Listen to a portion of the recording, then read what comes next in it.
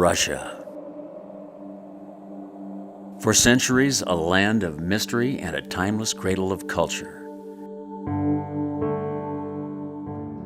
This place of magical light has been fertile ground for generations of master artists, each with a distinct and unique style, but also immediately recognizable as Russian.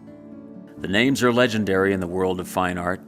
Ilya Repin, namesake of the world-renowned Repin Institute, set the bar high for generations to come.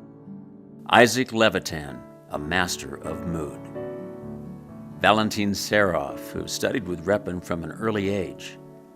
Repin Institute graduate and Taos icon Nikolai Fechin. Fedor Zakharov, born to a peasant family, educated in Moscow, nominated as the People's Painter of the Ukraine. Honored artist of the Russian Federation Nikolai Timkov, considered one of the greatest landscape painters of the 20th century. Architect turned artist, Vladimir Krantz. The carpenter's son, Vasily Petrovich Kosenkov, and so many others.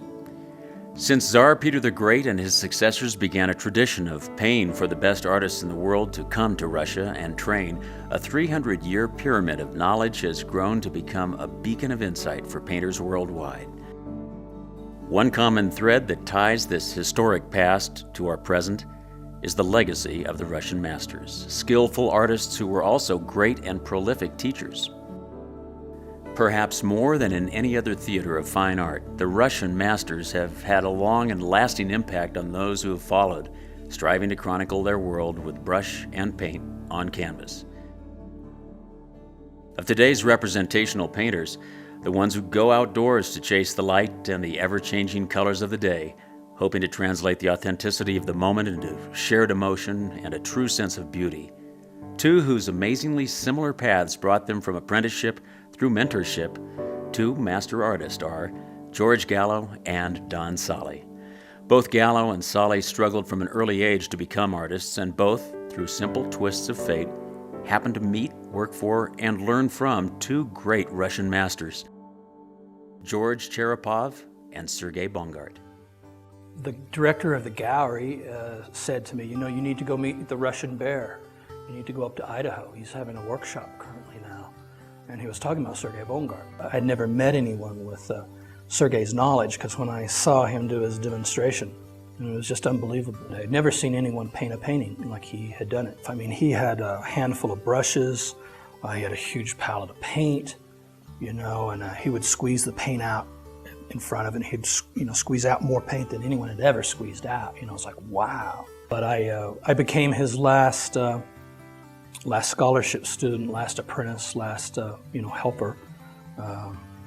Sergei passed away in '85, and I remember that when he did, it was kind of like, well, now I won't be his teaching assistant.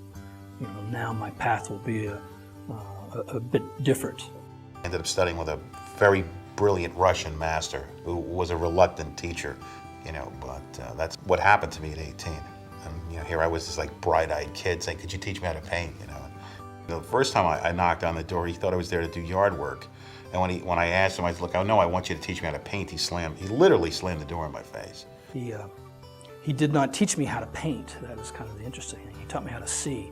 Painting isn't about a clever manipulation of the brush. Painting is about how to see the world and how to see beauty in absolutely everything, and how to sort of retrain your eye.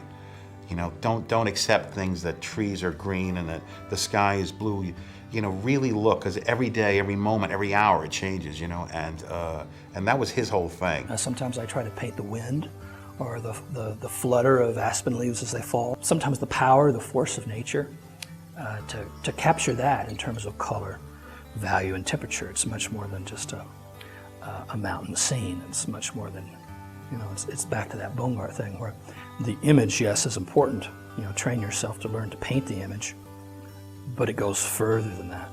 You don't ever notice how you'd say the sunlight is like a woman, and when she kisses the land with warm lips, she leaves a little color everywhere. For a kid who's just learning, you go, oh my God, what a brilliant idea that is. That sunlight is like a woman's lips just kissing everything everywhere, and there's a kind of sensuality to that thought. And if you're open to it, I mean, those are like the beginnings of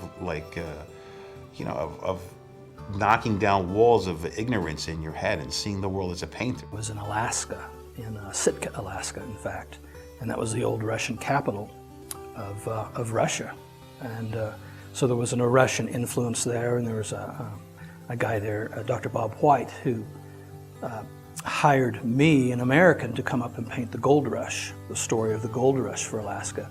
And at the same time, there were some Russian artists there that Dr. Bob had received permission for them to come over from the Soviet Union. But the head of the group asked, "So you know Berezovsky? You know, how you know this?" And I said, "You know, Sergei Bongard, Nikolai Feshin," and I had some slides, always out promoting myself. And I showed him my slides, and he looked at them, and he held out his hand, and he said, "Colleague."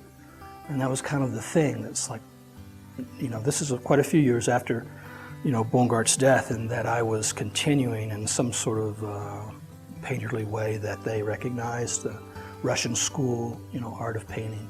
And that made a huge impression on me. I can remember that. It's like, well, that sort of changed things. It's like I'm really a part of something that's much bigger than myself. The gift that I've been given, and I want to use it for, you know, for something good, for a positive thing, to be inspired, to inspire others. Today, both George Gallo and Don Sahli are recognized as distinguished artists in their own right, leading proponents of today's resurgent representational art movement that started as Impressionism in France, but was taken to new levels by generations of dedicated Russian painter mentors who have handed down a priceless and lasting legacy.